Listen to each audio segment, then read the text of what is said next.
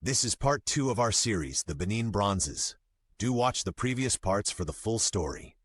We also post the full-length videos on our YouTube channel.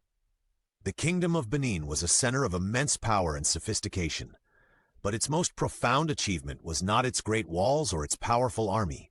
It was its memory. In a culture that passed down its history orally, the master artisans of Benin created something unique, something that would preserve their story forever. They created a library made of metal.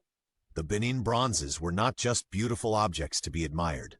They were the kingdom's historical archives, its sacred texts, and its cultural soul, all cast in shimmering brass and bronze. The artisans were masters of a complex technique called lost wax casting, a method so advanced that when Europeans first saw the sculptures, many refused to believe they could have been made by Africans, inventing racist theories about their origin. Each piece was a chapter in the kingdom's history. The magnificent bronze heads were not generic portraits. They were idealized representations of specific Obas and Iobas, the powerful queen mothers. They were placed on ancestral altars, a direct link between the living king and the divine power of his ancestors. But the most detailed records were the rectangular plaques.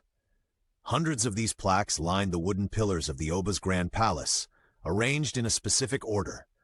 They were a visual narrative of the kingdom's history. One plaque might depict a famous battle, another the visit of a foreign diplomat. They showed courtly rituals, the symbols of the Oba's power, and the great deeds of his reign. To walk through the palace was to walk through the pages of a history book. This was not primitive art, as the colonizers would later call it. This was a sophisticated narrative system of record-keeping, as complex and as valuable as any written manuscript in a European library. It was the memory of a people, cast in a form that was meant to last for eternity. And the empire that was coming for them would not just steal their art, it would steal their history.